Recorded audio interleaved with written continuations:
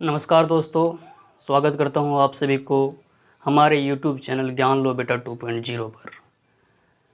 और ये जो क्लास है इसके दौरान हम लोग इतिहास या हिस्ट्री का एक मेजर पार्ट जिसे एंशिएंट हिस्ट्री के नाम से जाना जाता है, वह एंशिएंट हिस्ट्री को हम लोग कवर करेंगे।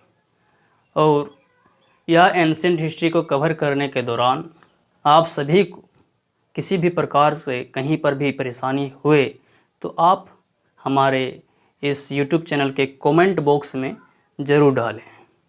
और साथ ही अभी तक हमारे YouTube चैनल ज्ञान लो बेटा 2.0 को सब्सक्राइब नहीं किए हैं तो इसे जल्द से जल्द सब्सक्राइब करें और बेल आइकन को भी दबाएं, क्योंकि हम अभी हिस्ट्री के साथ साथ हिस्ट्री जैसे ही ख़त्म होगा, ancient history, medieval history, modern history, उसके बाद हम पॉलिटिकल साइंस की ओर जाएंगे। पॉलिटिकल साइंस पूरा कवर करने वाले हैं। फिर है सो बायोलॉजी को कवर करने वाले हैं। फिर है सो ज्योग्राफी को कवर करने वाले हैं। अर्थात जीएस का जितने भी सब्जेक्ट्स हैं सारे सब्जेक्ट को हम लोग बारी बारी से देखेंगे। और यह क्लास उसके लिए फ़ायदेमंद रहेगा जो बच्चा कंपटीशन का भी तैयारी कर रहा है या वनडे एग्जामिनेशन का तैयारी कर रहा है।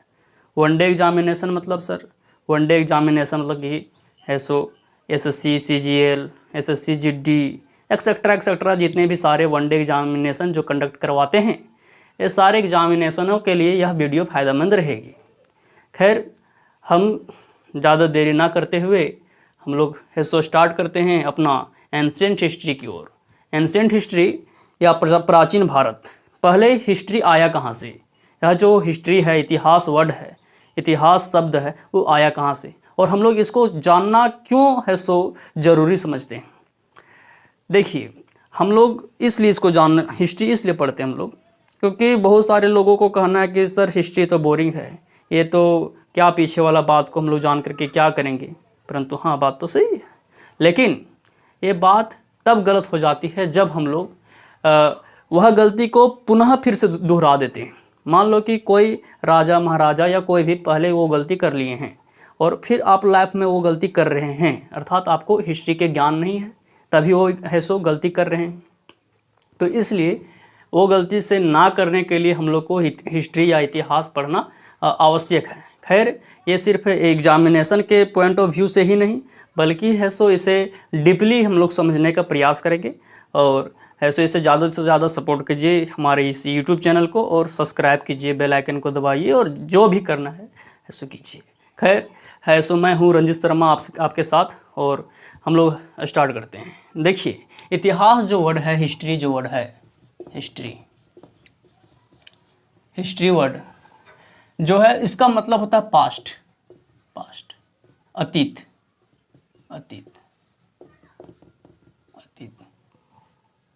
ऐसे हुआ क्या? खैर, देख लेना। अतीत क्या? अतीत, पास्ट। तो अतीत मतलब कि जो बीत गया है उसी को अतीत कहते हैं, और जो बीत गया है अतीत कहते हैं, उसी को हिस्ट्री कहते हैं। सर हिस्ट्री ही क्यों, कुछ और क्यों नहीं? हाँ मुन्ना, हाँ सही जा रहे। हिस्ट्री एक वर्ड है जो वर्ड है वो उसे ग्रीक वर्ड कहते हैं, और वह ग्रीक वर्ड से या वह यूनानी शब्द से हमारा हिस्ट्री आया है। सर वह यूनानी शब्द क्या था? तो वह यूनानी शब्द मुन्ना हिस्टोरिया था। क्या था? हिस्टोरिया।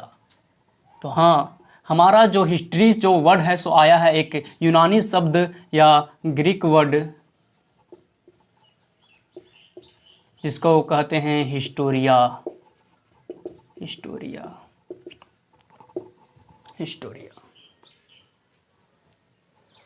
और एक ग्रीस पर्सन थे या ग्रीक व्यक्ति थे या यूनानी व्यक्ति थे, यूनानी शब्द,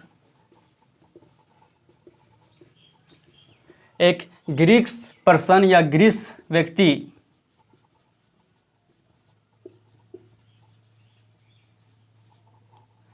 या यूनानी व्यक्ति थे जिनका नाम था हेरोडोटस। क्या नाम था? हेरोडोटस। हेरोडोटस। और यह हेरोडोटस व्यक्ति जो थे उन्होंने एक पुस्तक लिखी थी, एक बुक लिखी थी जिनका नाम था हिस्टोरिका। क्या नाम था मुन्ना? हिस्टोरिका। और यह हिस्टोरिका हमें बताती है, यह पहली पुस्तक है जो कि हमें हिस्ट्री के बारे में बताती है, और वह पहला व्यक्ति है जो कि यह है सो हिस्ट्री के बारे में यह बुक में, हिस्टोरिका बुक में चर्चा किया है। इसलिए हम लोग हेरोडोटस को फादर ऑफ द हिस्ट्री कहते हैं, या तो फिर हिस्ट्री या इतिहास का पिता।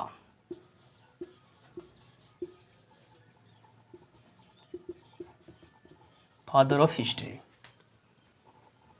मतलब सर, मतलब ये कि हमारा जो हिस्ट्री जो वर्ड है सो एक शब्द, यूनानी शब्द या ग्रीक वर्ड से लाया गया है, जो ग्रीक वर्ड हमारा हिस्टोरिया है। और वहीं पर एक ग्रीस व्यक्ति या है सो यूनानी व्यक्ति जिनका नाम हेरोडोटस होता है, उन्होंने एक पुस्तक लिखता है, और वह पुस्तक का नाम रहता है क्या? हिस्टोरिका। और वह हिस्टोरिका पुस्तक में हमें बताया जाता है कि हिस्ट्री के बारे में बताया जाता है, हिस्ट्री के बारे में चर्चा की जाती है। और वह पहला व्यक्ति जो रहता है, इसी वजह से इसका नाम होता है, इसी वजह से इसे माना जाता है, इसे कंसीडर किया जाता है कि यह फादर ऑफ द हिस्ट्री है या हिस्ट्री का पिता है। खैर, हम चर्चा कर रहे हैं एंशिएंट हिस्ट्री का। तो सर एंशिएंट हिस्ट्री अब स्टार्ट करें? हाँ रुको जरा सर, हिस्ट्री मतलब या हिस्ट्री और अतीत में या पास्ट में कोई अंतर नहीं। इतिहास और अतीत में कोई अंतर नहीं है मुन्ना, अंतर। इतिहास सबको नहीं बोल देंगे हम लोग, इतिहास सबको नहीं बोल देंगे हम लोग। तो सर किसको बोलेंगे? तो इतिहास उसे बोलेंगे जिसका है सो कुछ हमारे पास प्रूफ, सबूत हो या सोर्स हो। मतलब सर, मतलब ये कि अगर किसी चीज़ का, कोई चीज़ बीत गया है और उसका कोई सोर्स नहीं है, तो वह सिर्फ हमारा कल था या अतीत था या पास्ट था। और अगर कोई चीज़ बीता, कोई घटना बीती और साथ में साथ उसका क्या था, तो उसका कुछ प्रूफ है, कुछ एविडेंसेस है, कुछ सोर्सेस हैं, then it is known as history. That is the major differences between history and past, और अतीत और इतिहास। मतलब सर, मतलब ये कि इतिहास और अतीत में बस एक ही अंतर है कि इतिहास मतलब उसका कुछ सोर्स होगा, उस बात के लेकर के कुछ सोर्स होगा, तब उसको इतिहास बोलेंगे। और अतीत मतलब उसका कोई सोर्सेस वगैरह नहीं होगी, बस कहानी जो सुनाई गई है, बस इतिहास अतीत है हमारा। जैसे कि कल क्या हुआ, ये हुआ, ये हुआ, उसका कोई सोर्स ही नहीं है, तो वो हमारा अतीत है, पास्ट है। बट उसका कुछ सोर्सेस है, दैट इज हिस्ट्री। तो खैर सर, कौन सोर्सेस रहना चाहिए? तो हाँ, सोर्सेस का बात करते हैं। सोर्स या स्रोत।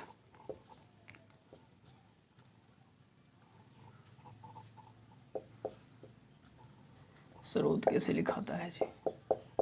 ऐसे है ना स्रोत। सोर्सेस मुन्ना दो प्रकार का होती है।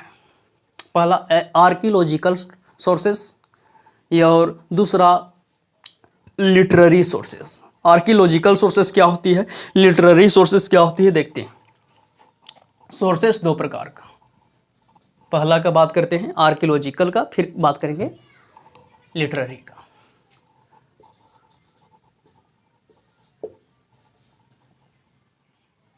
आर्कियोलॉजिकल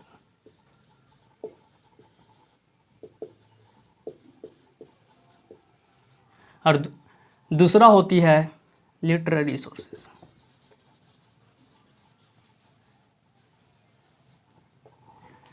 आर्कियोलॉजिकल सोर्सेस इसी को कहते हैं हिंदी में पुरातात्विक स्रोत।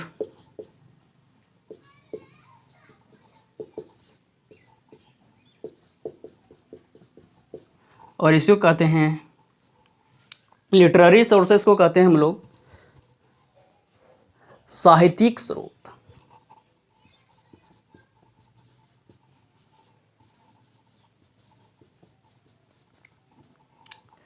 तो पुरातात्विक स्रोत या है सो लिटरेरी सोर्स या आर्कियोलॉजिकल सोर्सेस में क्या डिफरेंसेस है इसके बारे में हम लोग चर्चा करते हैं।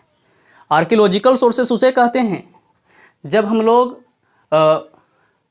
कोई वस्तु को है सो पाते हैं और वस्तु के अनुसार उसका है सो काम करते हैं, वस्तु के अनुसार वह सोर्स को हम लोग निरूपित करते हैं, उसे कहते हैं आर्कियोलॉजिकल सोर्सेस।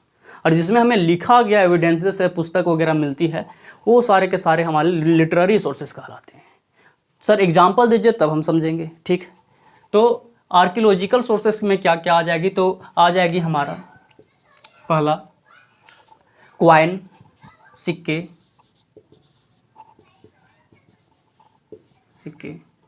स्टैचूज,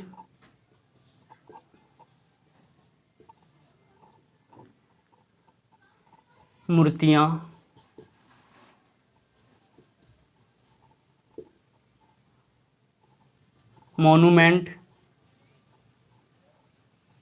मोनूमेंट्स, स्मारक, इट इज बहुत सारे ऐसे जो वस्तु के रूप में हमें मिलती है, वो सारे के सारे इसमें है सो लिखा हुआ कुछ भी चीज़ नहीं रहेगा, वो सारे के सारे हमारा आर्कियोलॉजिकल सोर्सेस रहती है या पुरातात्विक स्रोत रहता है। बट लिटरेरी सोर्सेस हमारा 3 प्रकार का होता है। पहला रिलीजियस सोर्सेस, दूसरा नॉन रिलीजियस सोर्सेस। रिलीजियस मतलब धार्मिक स्रोत, दूसरा में गैर धार्मिक स्रोत,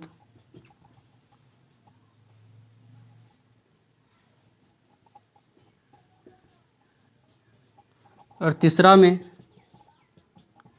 जो होता है वो होता है डिस्क्रिप्शंस ऑफ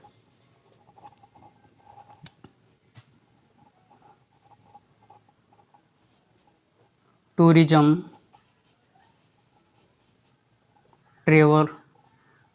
ट्रेवल्स या ट्रेवलर्स।